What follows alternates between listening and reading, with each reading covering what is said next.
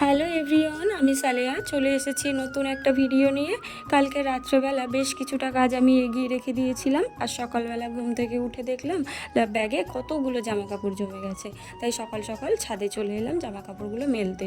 প্রতিদিন তো ছাদে আসা হয় না, সেই সপ্তাহে একদিন ছাদে আসি। তাছাড়া বাকি দিনগুলো আমরা ব্যালকানিতেই জামা কাপড় মেলে দিই। আজকে তো বিছানার চাদর কেচে দিয়েছি, অনেকটা বড়, তাই জন্য ছাদেই আসলাম। বেশ রোদ্দুর দিয়েছে আর প্রচণ্ড গরমও পড়েছে, রুমেও না থাকা যাচ্ছে না, এতটাই গরম পড়েছে। ছাদে 1 ঘন্টা মতন জামা কাপড়গুলো মেলা থাকলে না সব শুকিয়ে যাবে। আর বেশিক্ষণ তো রাখি না আমরা জামা কাপড়, কারণ রঙগুলোও নষ্ট হয়ে যায়। এত রোদ্দুর দিয়েছে, বাইরে বেরোনোর পরে দেখলাম চোখটা না পুরো ধোঁয়া হয়ে গেছে। আজকে আমি সমস্ত মাসকাবারি বাজারগুলো একটু গুছিয়ে রেখে দেবো।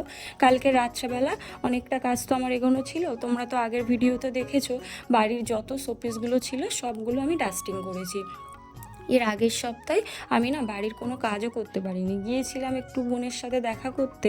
অনেক দিন হয়েছিল তো বোনটার সাথে দেখা হয়নি, তাই গিয়েছিলাম একটু দেখা করে আসতে। ওই জন্য করে আর কোনো কাজ করতে পারিনি। তাই কালকে রাতে আমি সমস্ত কাজ পরিষ্কার করে গুছিয়ে রেখে দিয়েছি। 1 সপ্তাহ না বাড়িটা ভালো করে পরিষ্কার না করলে এত ধুলো পড়ে, বুঝতেই পারি না। জানালা দরজা সব বন্ধ থাকে, তাও কোথা থেকে এত ধুলো আসে। চেষ্টা করি আমরা দুজন প্রতি সপ্তাহে একবার করে বাড়ির যত শোপিস বা গ্লাস উইন্ডো আছে সেগুলো একটু ভালো করে মুছে রেখে দিতে, তাহলে কি হয় ধুলোটাও কম পড়ে। কালকে রাত্রেবেলা অফিস থেকে বাড়িতে আসার সময় মাসকাবারি বাজার করে নিয়ে এসেছিল। প্রতি মাসের শেষে না আমাকে এসে বলবে কি মশলা লাগবে তোর আমাকে একটু বলে দিস, লিস্ট করে দিস, আমি নিয়ে চলে আসবো।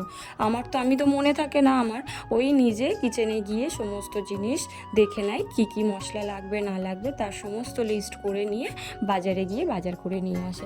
কখনো কখনো ওই বাজার করে নিয়ে এসে আবার সেটাও গুছিয়ে রেখে দেয়। কিন্তু এখন তো ওর ছুটি হচ্ছে না, টানা 2 মাস মতন ডিউটি করছে, একটাও ছুটি পাচ্ছে না, বেচারি রেস্টও হচ্ছে না। তো ওই জন্য আমি গুছিয়ে রেখে দিলাম। কালকে রাত্রেবেলা সবজি বাজারগুলোও করে এনেছিল, সেগুলোও ভালো করে গুছিয়ে আমি রেখে দিয়েছি। আজকে না একেবারে ফ্রিজটাও পরিষ্কার করে নিলাম। আর ফ্রিজটা পরিষ্কার করতে গিয়ে দেখলাম ফ্রিজের কাভারটা না নষ্ট হয়ে গেছে।